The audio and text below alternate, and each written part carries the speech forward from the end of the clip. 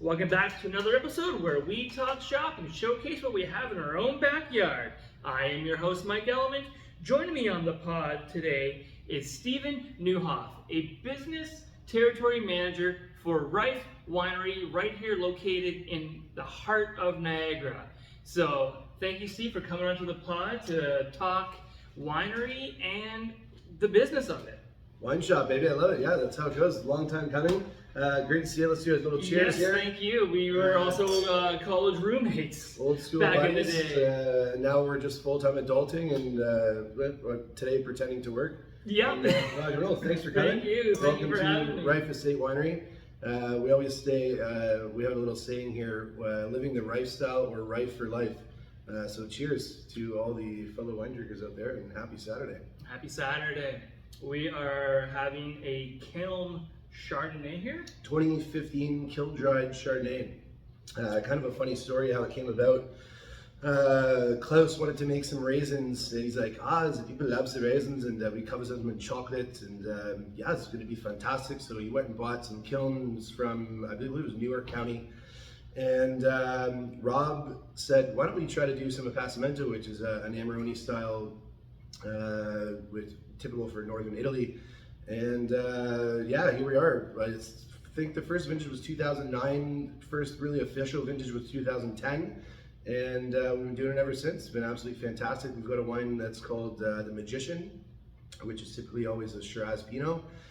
We've also got a bunch of other reds that just where we are geographically, it showcases on a really good year with really good fruit. When you concentrate the sugar, you get a little bit higher alcohol, but just total my style. Like I call it old school country club red.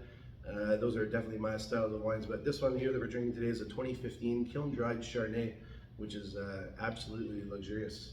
The color is beautiful. The flavor is intense still from 2015. And like this is for that much age, for sure. Yeah, you don't have to get that for whites. Beautiful, beautiful wine. Thank you for sharing this with me. Man, great to see you, buddy. Absolutely, cheers. It's been a very long time. Indeed. Just the notes, when you put your nose right into it, you can smell the caramel, spice, still beautiful acid, relatively high alcohol. It's 14.9 alcohol, which you don't typically see in most white wines. Yeah. Reds, that's not out of the question for standard. Sure. Yeah, for as I mentioned before, and kind of coined the country club reds.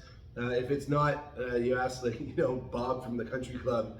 If it's not over 14%, it can't be the country club red. So Bob would probably be drinking this 2015 kiln Chard as well. Because you grew up, you are a Niagara bred, born boy. Yes, so I'm old school Nottler, as they call it. Niagara on the Lake is NLTL is the abbreviation for Nottler. The Noddle. The Noddle. Yeah, the cool kids. Everyone thinks we're super high nose in the air, and we're so bougie. Bougie, and we're all driving Bentleys. Certainly not the case. We're all kind of farm boys. And a pretty tight-knit community of people. Just, Niagara never really lets you fall too hard, but an absolutely stunning place to grow up. Super boring in the winter, mind you. But you have the Ice Wine Festival. Is that going on? Yeah, of course. There's tons of stuff that comes with it, which is a beautiful thing. But growing up, it actually took me a long time to really appreciate Niagara on the Lake. Growing up, you kind of take it for granted. You're like, whatever, it's Niagara on the Lake. You don't think twice about it. And then it took me to move away. I actually moved down to Naples, Florida for a winter. Then coming back really made me realize how special this place really is, and how fortunate I was to be, and how fortunate I am to have been raised here.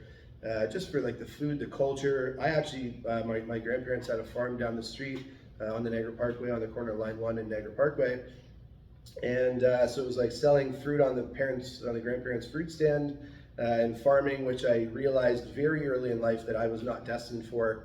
That was certainly not my passion. That's too much labor for me. Not that I'm afraid of the hard work, but it was one of those things where everyone at the fruit stand was like, "You're going to be great in business one day." And I'd like to say I'm half decent as a quiet, under the radar guy, Yeah. like myself. I like talking about the romance and it. Give me the sales part. Lots of the beach and everything else. Yeah. Give me the sales. I'll do that. I'll market the shit Fine, out of it. yeah, guilty as charged. But you know what? There's other people who are built for the labor, and we thank all of those people who do it. And I realized early in life that I was not that guy. It was we had people that helped us on the farm pick. They would pick 7 baskets of cherries to my 1, and it was piecework. Back then, you got paid a toonie for a basket of cherries, like a large 6-quart basket, which I would have starved. And also, when you work for family, they're like, "Did you eat today?" You're like, that's kind of like your payment, which sucked. So I realized early, I was like, we have fine dining restaurants, we have beautiful hotels, we have so much in our little backyard of Niagara on the Lake here that I just realized that I would much prefer to, enjoy the other side of the fruits of Niagara, and every pun intended, I guess, where I want to serve people the beauty that we have here instead of, pick the beauty. So it took me a little while to come back. I went and played golf in Florida for the winter, and then came back, realized how special this place was, and then forever, this will always be my home. And a boy, they say for any place that you grew up, you can take the boy out of Niagara, but you can't take the Niagara out of the boy. So absolutely privileged and blessed to have grown up here. But it's a unique thing, and everyone, after I met Ellie here in college.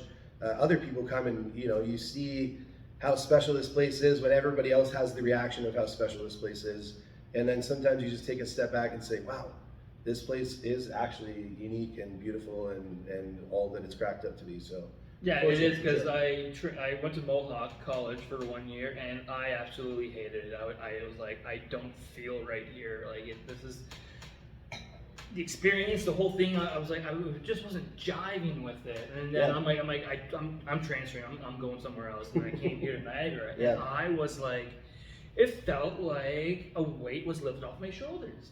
I was like, I belong here. This is where I'm meant to be. This is where I'm supposed to be. Totally. And do my schooling and the friendships that I made along the way. Like I said, you're here with me. 100%. After probably 15 12, years 13 years later, totally. We're here doing a pod together. And to speak on that, of like on wholesomeness and goodness, my Oma, I'm a German background as well. My Oma always said, good finds good, and I later added that great people find great people, and it couldn't be more true on meeting good people. I love karma, and I love how the universe works. I used to think it was coincidence, but it's one of those things, like meeting guys like Mike and just meeting good people in Niagara. There are no coincidences. We are supposed to be here today drinking this beautiful glass of Chardonnay, enjoying life and doing and connecting with the good people that you naturally attract. So it's one of those things that good people attract good people, and couldn't be more true to Mike and I getting together today. And just Niagara has a special way of bringing everybody together. Yeah, it's a feel-good vibe area, man. 100%. You're here. It's like, what's not to love? We've got golf, sailing, beautiful food, I'm here to enjoy the wine, look at the scenery, enjoy, like, you're in wine country, you're looking at vines. It's kind of like living in the country, but with a better view. It's pristine, yeah. Unfortunately, I do the sales for Toronto, and so my wife and I moved up there, and then we wanted to raise our kids down here. I'm not a Toronto guy. It's not that I hate the city, but the city's not where I wanted to raise kids. And all my family's down here, so it was one of those things. It was a very easy decision to move back. It's just a lot more wholesome down here. You go to grab a pint in the afternoon, and everybody knows your name at Sand Trap, and it's a very family. Everybody knows everybody. Kind of cheers where everybody knows your name, kind of deal, and it's a beautiful thing. I love it. And you come back, and people come down that aren't from here, and they just there's people, as we're leaving after a tasting. Sometimes people look around and they're like, how do you get used to this? Like this is what you get to, get to work here? Yeah, sometimes you get blinded by your surrounding, and you're just, this is everyday life, while other people come here and they are just blown away by the structures of the wineries. Every winery has a different architectural layout. Mm-hmm. It's unbelievable. And speaking on the architecture, I mentioned earlier, if you get to that stage of being able to taste wine and you're able to. It sounds kind of creepy in Ohio, as I found out what that means. Skippity, Ohio. Where it's every winery kind of has their own unique character. So you can smell a wine and be like, I know where that's from. I know that scent. And if let's say for blue cheese, where it's grown in a certain cave, like Roquefort and other blue cheeses, where you'll be able to detect the scent. Every winery has that scent. Like we all have kind of like our own aura and our own character, and same goes for wine. You can kind of smell and feel, what Reif is all about by just the style that we've made, how we make our wine and the smell of the wine. Also the characteristic. Roberto's been our winemaker for 30 years. 30 plus. It's actually, he came on board in 1989. But yeah, no, it's a totally unique place. I love it. Just as I kind of fell into the wine business, I sent Klaus a documentary called The Red Obsession, and he's like, "Oh, Stefan, what are you doing in a month's time? I might have something for you." Your German spot on. Thank you. So he's like, "You come down in a month's time, and we go from there." So came down. It was actually in this room that we had our first meeting. It was just a total gentleman chat. We talked about how crazy girls can be. Why I asked him a question about why are we so heavy to Cab Sauv to Cab Franc in relation to what we're growing, and he's like, "Well, let me tell you." He's like, "It's very interesting that you ask this question." And he says, the Cab Franc is like the dirty younger brother. A little rough around the edges, doesn't show as well. And then you have the Cabernet Sauvignon. She's like the elegant older sister. You notice her when she walks into the room. You want to date her. She's just pretty. Legs on the glass. So ever since then, I've been like, I'm totally using that in my descriptions of Cab Franc and Cab Sauv. Oh, but it's so true. Like the Cab Franc is so different. Like it's got that heavy, it's a little earthy, a little pepper. Totally, yeah. And then you do the Cab Sauv, and you're like, it's mellow. It's sexy. Smooth, it is definitely velvety. 100%. Yeah. So I like that analogy. Kudos to Klaus. And another kind of fun fact for down here, specifically to the geography of where we are. We are in what's called the sub-appellation in the Niagara region called Niagara River. So the Niagara River sub-appellation is the warmest sub-appellation in the Niagara region by about 3 degrees, which is why we can grow some of those later ripening varietals like Syrah, Cab Franc even as well, Cab Sauv, of course, is what we're talking about. And just kind of like a little unique, whereas up on the bench, they grow Cab Francs absolutely stunningly. A little bit more mineral driven, I would say, a little more, not that we're not terroir driven down here, but we just get the heat that comes in, and we have Niagara River is literally our front yard, which draws out moisture in the fall and regulates the temperature in the spring as well and in the fall. Big humidor, it helps. Essentially, yeah, so it's called a microclimate where we are, and we're in the warmest part of the microclimate of the Niagara region, which is beautiful to what wine varietals we can grow specifically for the reds. Okay, so we were talking about passion further back on. Mm-hmm. And so when did it hit you? Was it like high school that you're like, you know what, I want to be in the wine industry? When did you make that choice? When was it? Was it like a job that you kind of just got stuck into and then it like elevated and like evolved? It actually started probably like my love for wine happens where, when you're kind of like the level of drinking where you start with your Spumante Bambino, the poppy, sugary, bubbly stuff where you're like, like the garbage where you're just like, oh boy, this is no bueno. I got a headache from it. And so you start there and then you're like, okay, you try, let's say, well, it really starts with like, for me anyways, specifically, you steal a couple beers from your dad or your grandpa or something, and then you're like, all right, let's say a Moosehead, and then you try like a Labatt Blue, and then you go, because you can't afford, when you like actually get someone like to go buy a case of beer for you, you're like, oh, it's $40. I was like, all right, I'll have like an Old English or like a Colt 45. Give me some 240. And then you're like, wow, this tastes terrible in comparison to the Moosehead that I take from my dad or my grandpa. And so then you just kind of evolve. You start with this bubbly stuff, and then you evolve, And then so from there, you just start drinking better stuff, and then you're at like your buddy's keg party on a Friday, Saturday night, and the keg runs out. You're like, well, my parents have a ton of wine, or like a couple barrels in the barn, so you go pillage that, and then you're like, wow, this is great. And that's kind of where my interest in wine started, of just drinking wine, and also kind of by osmosis. You grow up in Niagara-on-the-Lake. If you don't drink wine, it would be like a skinny chef. You're like, I don't know about that.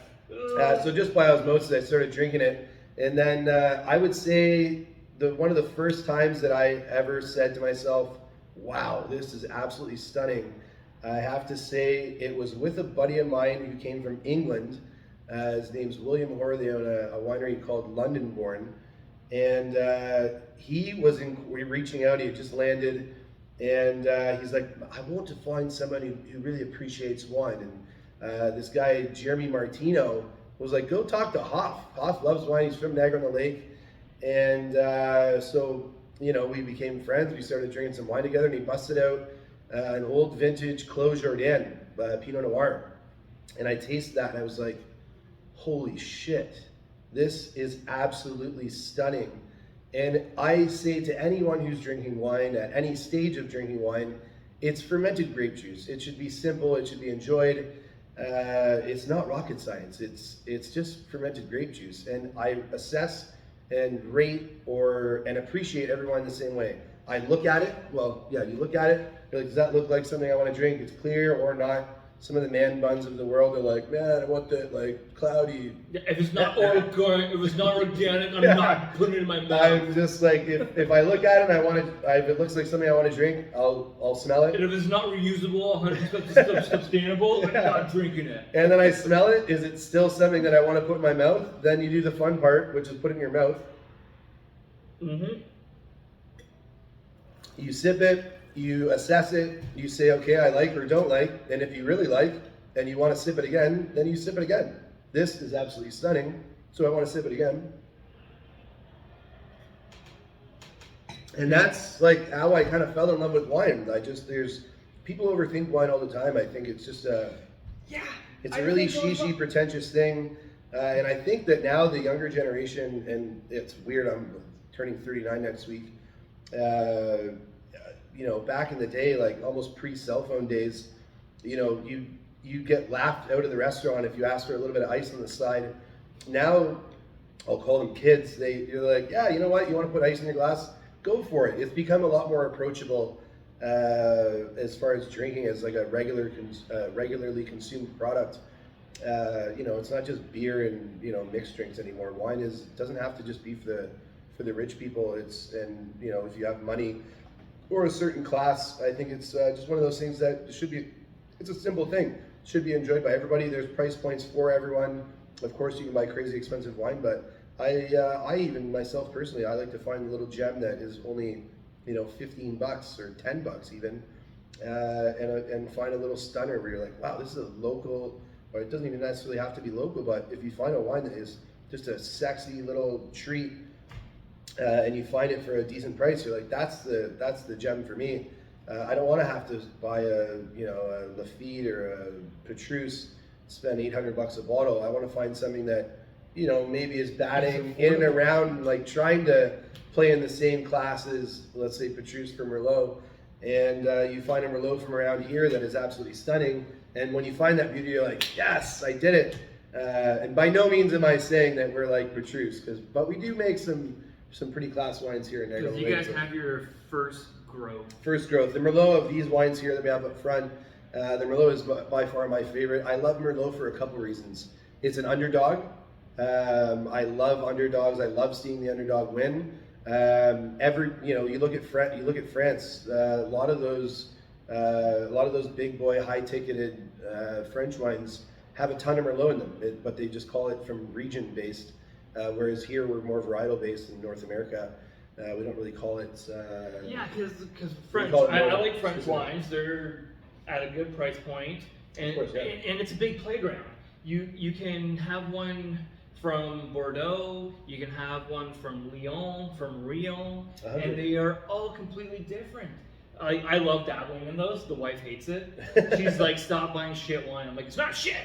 You're like, it's inexpensive, babe. Yeah, because she loves her Cab Sav, and we found one. It's full price. It's $18.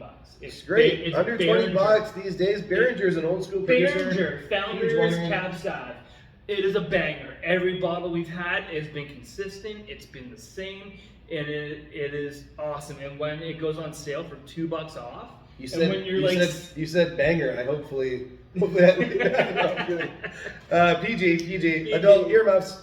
And yeah, when it goes for $2 off, yeah. And that's the deal with finding a deal. Like it's nice. For like $16, like I'm a regular guy. You're a regular guy. I don't make $1 billion a year as much as everyone thinks that. Everyone here down in Niagara-on-the-Lake, we're all driving Bentleys and we're all billionaires.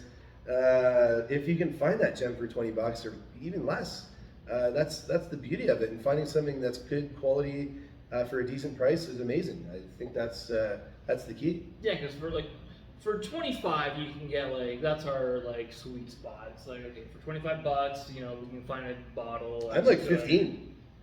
Well, I want to find a little gem for 15, man. I'm a hunter. I like that. I love that. Remember when Fusion came out? Yes, that's a decent wine. And it was like $8 a bottle. Yes, and now I think it's like 12, but still very approachable. Yeah. Thanks for the inflation. Yeah. That is what it is. Can't win them all. Oh, I know. So being a territory manager, what does that mean? What is your what do you do? People ask me what I do for a living. Essentially, I cruise around Toronto and I taste wine with people. And it's as hard as it sounds. It is. I truly have found what I enjoy in life. I would love to travel a little bit more. I'm kind of stuck. Not stuck necessarily, but I've worked specifically in Toronto. I would love to get around the world and share my passion for Ontario and the amazing stuff that we're doing here. It's a crazy exciting time to be a part of the Niagara wine industry. We're getting warmer, so thank you, climate change. I guess if there's a silver lining, we're growing better. You want the longer harvest yes, on the grid, getting more sun, which is great. And I essentially just cruise around and I eat good food, and as you can tell, I have a little dad bod going on, and I eat good food. I get to drink good wine. I consider myself more of a brand ambassador, not just for Reif. Reif will always have the piece of my heart, but I'm a champion for all Ontario. I think that we're doing amazing stuff. We're attracting some winemakers from across the world. And it's one of those things where we're finally standing behind our wines, and the quality shows of how good our wines are getting. We are finally coming out from behind the door and actually being proud and being like the unapologetic red. Yeah. Well, I'm sorry, you didn't like my wine. What did you like about it? I'm sorry. What didn't you like? I'll go home and I'll make it to your palate. I'm the kind of guy with my personality. It's like I know that Steve Neuhof is not built for everyone. I can be a little much for sure, but the thing is for me, especially with Canadian wines, either like it or love it. And if you don't like it, I don't care. We'll find somebody that does, and someone will find us. Yeah, we're winning the awards here. We're beating out France. We're beating out. And Germany. We're not scared. Look at the Paris tasting, where the Chardonnay won from the States in California. Yeah. The best Chardonnay, and that's amazing. That's where it starts, and that inspires us Canadians as kind of like the little sister of our big brother America. We're finally getting there. We're like, what? Our wines are absolutely stunning, and we're not afraid to say it anymore, which is fantastic. And I'm happy to be part of it. Our Okanagan Valley is coming up huge because Okanagan is just a warmer spot, but they've gone through some crazy stuff with weather, and that's the thing too with weather. You can't shut the weather off.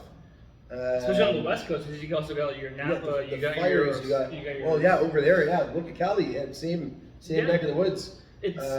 Oregon is also a contender coming up too, and then there's us, Okanagan Valley. We've got an agency that we have under the Reif umbrella that has made my life in Toronto incredibly easier because I can now, instead of getting back when I first started, people would laugh you out the door, and they'd say, they're like, "Oh, Canadian wine." That's funny. Tastes like maple No, syrup. our people don't. Our clients don't really drink Canadian wine, which is incredibly, that's incredibly short-sighted. But whatever, it is what it is. So now that we have the imports, which is called Compass Beverages, and speaking of Oregon, we've got a Pinot Noir from there and a Chardonnay from Irving Roberts, and it is absolutely stunning. They're absolutely beautiful. But the thing with the imports for me, especially in Toronto and essentially the New York of Canada, is now I can go into those places with a Barolo or a Brunello or a beautiful Pinot or Chard from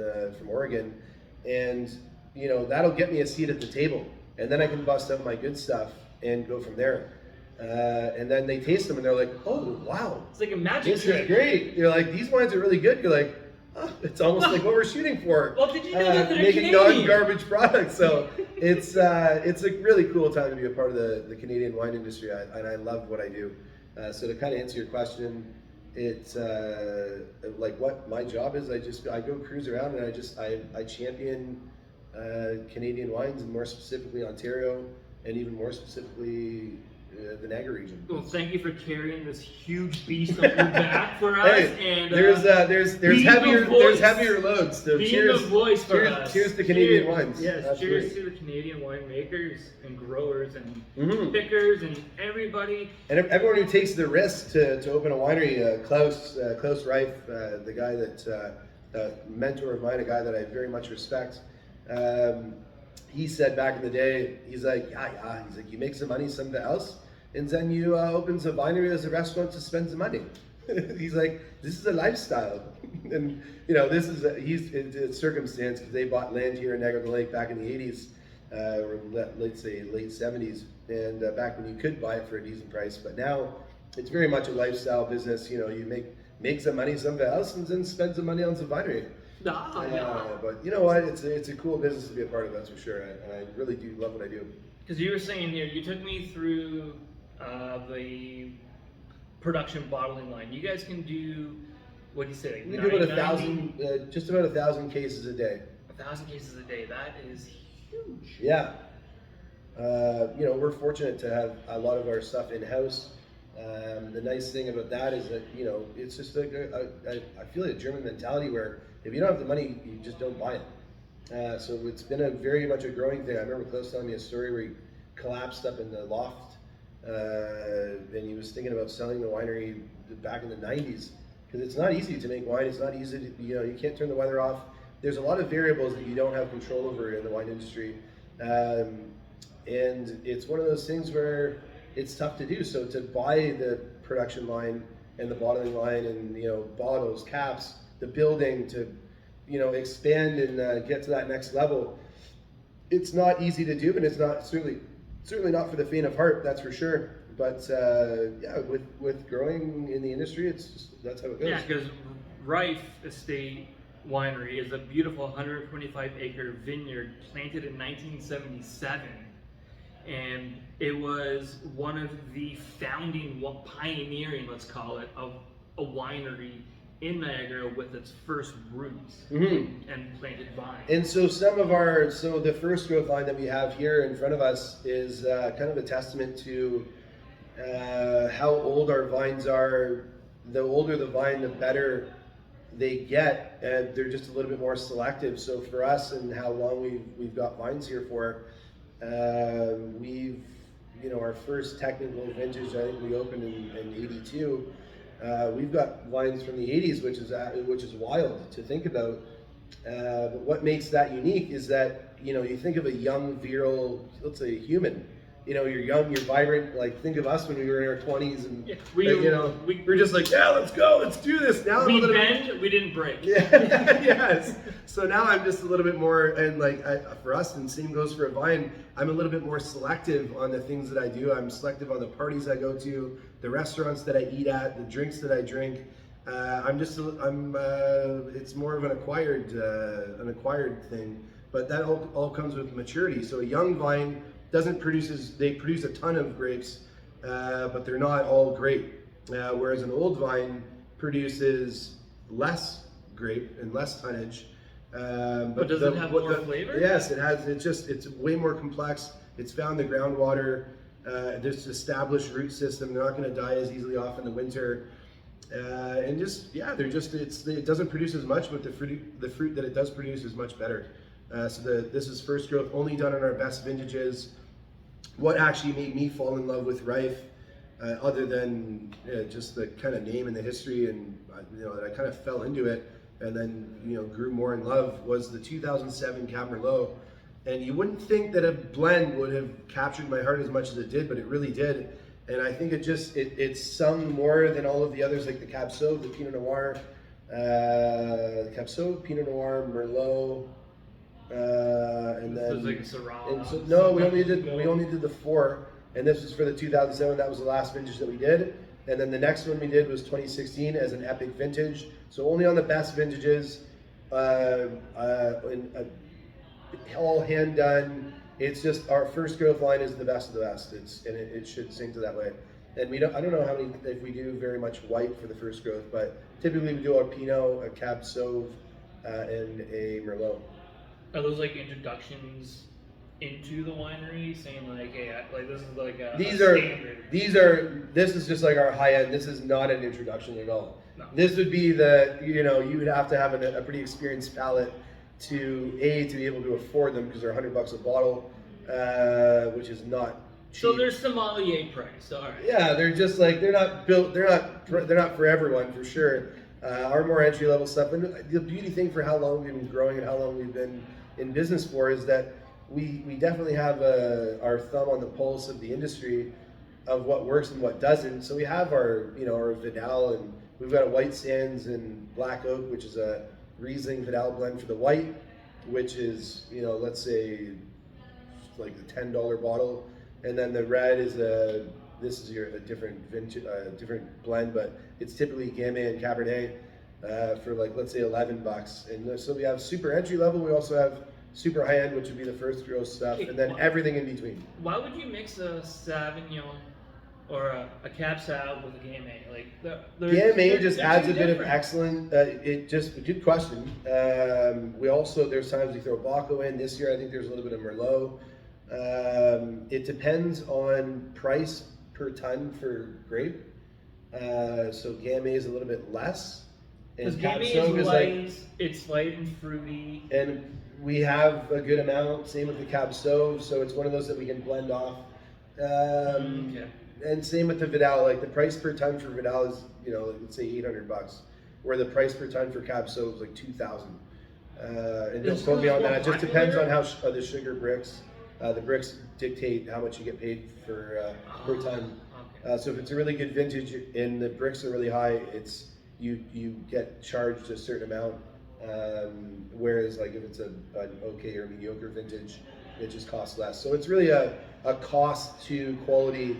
Whereas we want these are what those two wines, the White Sands and the Black Oak, are what we call our crowd pleasing wines.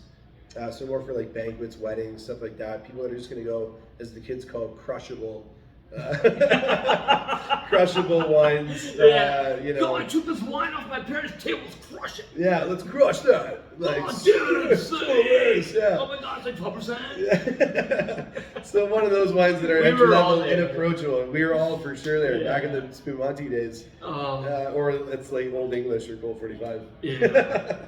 But yeah, no, we've got a little bit of little something for everyone, which is nice to be. Someone that's just coming in that doesn't, let's say, have a ton of cheddar, and they're just like, I'm not really super into wine or just getting into wine. You don't want to take the risk of spending $100 a bottle, and you just want to enjoy it. A glass of wine is the one that you enjoy. And whether it's White Sands or Pinot Grigio or Chardonnay. But that's the fun game of wine. It's like, totally. If you want to get into wine, what do you like? I don't know. And that's what you have to find. That's why I gotta go to the liquor store and I gotta buy these bottles, and it's like, stop. It's like, until you find that one and you're just like, I nailed it. Yeah, 100%. And then you're like, but it took me like 15, 20 bottles to get here, but totally. I did it. And that's the fun along the way. That's the fun, because you're like, there's so many winemakers, there's so many brands, and like every vineyard, their way that the vines are laid out. There's a lot that goes into it. There's so much into it. And there's a lot of people that don't know that. You're just like, it can be very intimidating. It is a very intimidating industry. I would so it's certainly like, agree. you know what? Like if somebody finds a bottle and that they love, like, you know, like I'm like props, bro. That's amazing. You found a wine brand that you enjoy, and you're gonna go stick with that one. Good for you. And it's like also kind of like a blessing and a curse, because if you find that one, we're all creatures of habit. So you find, let's say, you know, if you're like on the Grigio train, you're sticking with Grigio. Which is unfortunate, but you know what? I'll be the first to admit, and to all my Somm friends, they're just like, like I want that unique wine, and like I like Grigio for a reason. I think it's a super versatile grape. It's crisp, and it's clean. It's a crushable white wine, and like a summer refreshing kind of wine. I love Chardonnay. Obviously, is the one we're drinking today. But I also like it's a little more refined, of course, but you don't start drinking a wine like that. It's like it's let's say $10 to $15. You're not gonna have to break the bank. You can try 10 different ones. Yeah. And you're like, okay, that's the one that I like. Then branch off and find somewhere else. So for me, I don't take it too seriously. At the end, as I said earlier, it's just fermented grape juice. And that's it. Yeah, wine should be approachable, man. It's that's the beauty of it. That's kind of my job in Toronto, is dealing with the absolute entry level people at a food and drink show, and then dealing with absolutely high end Michelin star restaurants. I want us to coat my palate, and then I want to spit out gold flakes. It's funny, some of the descripters are like, is this like hiccup? You could have just some bamboo idea? Yes, totally. Buddy, you're just making shit up. Just shut up. Yes. You want to say that? I'll admit this on camera right now. Do you troll anybody along the way? Like, you taste that as well? I thought I was the only one that had that refined palate. I have, and not so much recently, but when I first started in the industry, when I'm dealing with somebody super pretentious and they're just like, in my head, I just crazy ADHD. My brain is always kind of bopping off random thoughts, and I'm just like, while I'm sipping the wine of like the 30,000 things that are going through my head, there's just like a piece of me that I'm just like, I want to just splash the wine on them, but obviously couldn't do that. And so unprofessional. I don't think I would have gotten that account, that's for sure. Yeah. But there was always kind of like that weird little thing where I'm just like, can you just shut up? Yeah. And like not to be that guy, but sometimes you're just like, guys, let's just relax. It's fermented grape juice. Yeah. It's just wine. It's fermented grape juice, but it looks like apple juice. So let's talk about that. The acidity, the legs. Let's do that. The bricks. Totally. You know what? Yeah. I don't need to know. But at the end of the day, it's a fun business to be a part of, for sure. Yeah. Because here at the winery, you guys have also added on your sensory garden and Norcini & Co. Norcini just came on the last couple of years. Yeah, Robbie, great guy. I think it's his second season coming into it now, which is fantastic. He's got some burgers, pizza. He can do private stuff as well, which is nice. It's one of those things where. Was that one thing that you guys were kind of like missing? You gotta have to have food. I don't know. We've had other people come in. It was typically always just kind of like your boring. I don't want to say boring, but it was just charcuterie. Like most wineries have like a cheese build your own sort of cheese and charcuterie. It's like it was kind of just like that. That's all right. Here's your cheese and meat board. Whereas like they just took it another level, which is nice. And it's fantastic. I think that he's doing a great job in the sensory garden. We have got the tent out there now, which is nice for events. I don't think Klaus loves doing weddings because people just get wasted. And that's not close to They steam. trample everything. They're just like a not. Everybody wants to go in the vineyard and have that very special. Totally, yeah. Experience like, in you the want to. vineyard. It's like this is a sexy industry. Let's be honest. And you get a little too much wine into people, it becomes a little less sexy. Coming here on a Saturday, which we are today, rare for me. It's a little early in the year. We're only in June. But once comes summer in July and August, it's like, oh boy, this is why I don't come to the winery on a. They're like, yeah, someone puked in the men's washroom there. I was like, well, see you later. Well, that's not my department. I gotta go. we're elegantly up in the winemaker's loft enjoying wine. I was like, It is very elegant, and yes, you can see it on Mirepoix Inc. Yes. You can see all the amazing You'll have some photos pics of of it, I'm this sure. amazing tour that my former college roommate and still good friend to this day, Stephen Neuhof, Thanks, buddy. Appreciate it. has brought me onto this experience. Because another experience here is through Norcini is the Guilty Burger. The Guilty Burger. Have you had it? You know what? I have to admit, I have not eaten here yet this year. But if you were to judge a book by the cover, the Guilty Burger would assume that it's probably filled with lots of heart smart options like pulled pork and bacon and caramelized onions and other beautiful things. So. Speaking to a vegan is Yes, I know. A pescatarian Neuhof over here. Yeah. Because Reif won Best Ice Wine in 2019. Do you think that's kind of like the last time we'll have a good vintage of ice wine? Since we haven't had a winter in multiple years. So as we touched on earlier on the climate, the thing with climate is we are absolutely getting warmer. So the winters are getting a little warmer as well, and not as wintry. So fun fact about ice wine: believe it or not, Canada didn't come up with ice wine. It was actually created in Franconia, Germany in 1794 or 1796. And it was a bunch of monks that left some grapes on the vine, knew that they were like, okay, we totally forgot about these, let's press them anyway, created what would be a late harvest, and then said, wow, this is actually stunning. So they created this sweet wine, and then they were like, let's do that beautiful mistake again. And so they did the same thing the next year and the next vintage and continued doing that, but they couldn't do it every year because it wasn't cold enough. We do it every year because it is always cold enough here. We get to the negative minimum negative 21? 8. Typically negative 21. Come on, Isn't that picking? I don't think we hit that this year at all. It's minimum negative 8 to 10, and it's got to be that for a certain amount of time. Some say 3 days, but these days, if we get the cold temperature for a good amount of time, even if it's less than the 3 days, we just pick it. You've pressed it frozen. So if you think about an ice wine grape, let's say one grape, you press it and there's 10 drops. An ice wine grape is 1 drop of essentially pure sugar. So we didn't create it. We just do it the best in the world because we can do it every year. And we've had a lot of vintages to perfect it. And here at Reif, as a German producer, we do Riesling, we do Vidal, we do Gewürz, we do some red ice wines, which I love probably if I'm not a huge ice wine guy, but I do love a good red ice wine, which is obviously from a red grape, whether Cab Sauv or Cab Franc. You can do it from other reds as well. Dornfelder, which Dreas does, and Fabian over at Ferox does as well. But yeah, it's a beautiful thing and something that we can do pretty well every year, and something that gives us international acclaim. It puts us on the map for creating really good ice wines, and just to win anything with the rest of the world watching, it's kind of cool. And some of our awards, like this one was from 2002. That was Best Canadian Producer, which I said was 2001. This was Best Ice Wine 2000, and this was Best Ice Wine in the World in 2017, and Best Canadian Producer 2017. So cool to be a part of an old school, rich with history, character, awards. Like I don't love and I don't like hold my.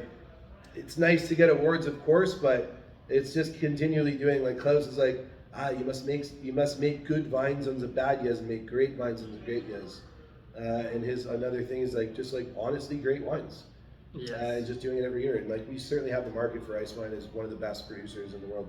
Yes, we do. So yeah, no, it's fun to be a part of. So towards the end of the episode, I'd like to do what I call my 5 boiling point questions. Okay. They're just 5 random questions that I ask all my guests. So number 1 is, what is your first food memory? Or since we're doing beverage, what is your first beverage memory? I would say one of the most memorable was with my buddy Will during the Clos Jardin Pinot Noir. That made me fall in love, where I was just like, oh my Lanta, this is absolutely stunning. I just want to keep sipping that, so much so. He went and grabbed another bottle because he's like, oh, this is what it's like to drink wine with someone who truly passionately loves wine. Because it is honestly sexual. Like you drink this wine, you're like, Like it's like you grab the glass and you're like, oh, I want to love you. I don't understand. Yes. Tell me of an and endless it was a sensual experience, and that was one of the first wine experiences that I had where I was like, oh boy, this is why people love wine so much. And to your question of food, probably I actually asked people this question as well, is if like what would your last supper be? And it would have to be scallops, foie gras, king crab legs, and probably some beautiful, super fatty piece of beef or lamb. Oh, but I could write a short book on all the beautiful food experiences I've had. Stephen Neuhof's journal coming. One of the ones, like one of my early food experiences. So kind of a backstory. My dad would never let us eat when we went out to a restaurant. I just left it there. So I don't know anything about food. Okay, we're moving on. So growing up, my dad would say, you can order whatever you want. Growing up in Niagara-on-the-Lake, you get some access to some pretty beautiful bounty. And he said, I don't care if you get the lobster, the most expensive steak, you can order anything on the menu, but you're not ordering the chicken fingers or the burger, because we can do it better at home. And he's like, yeah, I want you guys to be diverse expand your palate, humans, please. And expand your palate. Yeah, of course. Yes. And so thank you, Dad. Zigmeister, my dad's name's Ziggy. He is the reason why I am the character that I am today. It's to him that I have an expensive food palate and wine palate, and got into this. It almost was a pain in the ass because we got expensive to take out when we're like, the lobster tail and give me the surf and turkey with the porterhouse. I'll give him the ribeye, yeah. And he's like, oh, geez, this is gonna be an expensive bill. But you know, but I owe it to him. So, like, but as a dad now, I appreciate it. You don't care. You're just like, I'm yes. like, oh, craft dinner again? Yeah, it's like, no. When we go to the restaurants and the kids are ordering these higher-end, you're like, yes, I'm so proud. Totally, I don't give a shit. Yeah. I'm like, I don't care if this night costs me $500. I am just super excited about what we're eating, and we're all together. So we had one of those where it was just, we weren't allowed to order those certain things, and so my brother and I both, Marty, we got adventurous on eating, and we weren't afraid of food. We just went and ate, and it's like, yeah, try the mussels, whatever. If you don't like it, he's like, I'll eat it. Yeah, it's not going to waste. Yeah. So it worked out well. So good for you. Good for you. Yeah, absolutely. Number 2 is, what is your favorite herb or spice? Herb or spice? Wow. I would have to say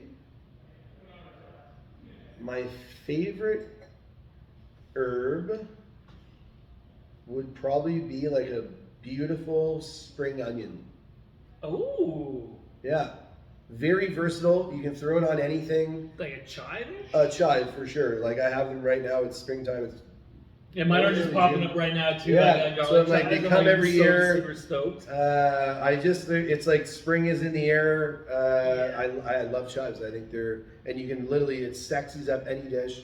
Adds like a nice little background element. It's not too intense. My wife doesn't love onions. Same. So it's like you can put a little chive on there. It's like it beauties up the dish. It's and a adds good garnish. Another level of flavor as well. And it's a great garnish. Very interesting question. I like that. Yeah. Cool, yeah. Number 3 is, what is your go-to comfort dish? Oh boy, I've got a few. Well, what comes to mind? The first thing is back to Oma. Oma, love you. Would be rouladen, which is a thinly sliced beef with pickled bacon, Dijon mustard, salt, pepper, and you wrap it all up into a roll, braise it in red wine and beef stock, and it is absolutely just like melt in your mouth. Typical German dish, like with some Rotkohl and maybe some Spätzle. That takes me back to Oma's house on Sunday, or Christmas dinner kind of deal. And then another one I'm a sucker for butter chicken, total white dude, Indian. We got the market here. So I love Indian food, but like a really well done, properly spiced butter chicken. Tiki masala, but butter chicken probably was the original that captured my heart. It would be up there as well, a close second. You're a good ethnic dish. Yes. Just to stay culturally diverse. Yes, as well. that's right. You can't Yeah. can't just stick with the Indian guy at the restaurant's like, oh, shocking, white guy ordering the butter chicken. You're making fun of me. Real tease, yeah. Oh, buddy, let's be different. Yeah, here. hey, I'm He's saying, hey, talking to you in yeah. like an That's like the an one that I American can. accent. That's the one that I can pronounce. Butter chicken, nailed it. That's why nobody I'll drinks take the Gewürz. vinegar- Oh, what a It's like idiot. Gewürztraminer. They're people are like, go, I'll have the Chardonnay or the Pinot or the Pinot Grigio. You're I'll like, have the G wine, please. settle down, Karen. Just pour it. It's delightful. Rose Yeah. petals and Number roses. 4 is, who are you currently following on Instagram? It can either be for Oh, boy. just like total goofing off, be like business, or just total. If I can be totally honest, I don't really do a ton of Instagram. Only because I'm like, when you go to a restaurant and you see the kids these days always on their phone, it just bothers the hell out of me. And I don't Have a normal conversation. yeah, talk to each other, people. Would DM so you. I can't actually say if I've ever followed somebody because I was that passionate about following them on Instagram. Okay, fair enough. So I wish I could give you a more juicy answer, But you know what? Yeah, Speak not from a the use. heart's juices. yeah. You know Oh, what? Element. Ellie, my sweet little prince. My last one's my favorite one. Okay. If you could choose any food allergy to any product, what would it be and why? If I could choose an allergy, Yeah. I come from a background where the chef would throw a goddamn plate at you. Fucking gluten allergy? Out of my fucking Yeah, restaurant! get out of my kitchen. Tell him to get out too. It's like, chef, just don't kill the messenger here.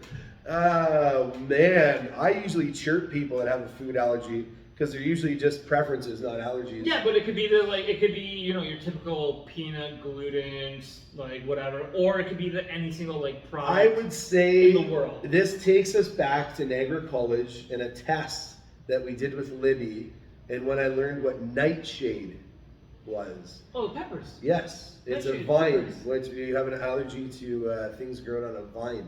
Yes. So that would be that made up for the last one that wasn't so. Wow, you are the first on the pod to say a nightshade. Yes. But why?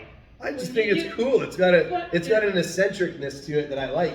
And they're like, yes, I've got a nightshade allergy. The server's like, Keska, What the heck is that? I'm sorry to swear again. Oh no, it's cool. So yeah, I'd say nightshades. It would be a cool allergy. Wow, but Because everyone says they're gluten intolerant. It's like, you just want to lay off the carbs. It's like, I don't. I love carbs, baby. I'm Give me- lactose. No, you're not. I want the Parmesan wheel. For the record, just had it the other night for the first time, shockingly, Parmesan wheel pasta. Yes, I'm constantly seeing those, and I've always wanted It to go in one. did not let me down.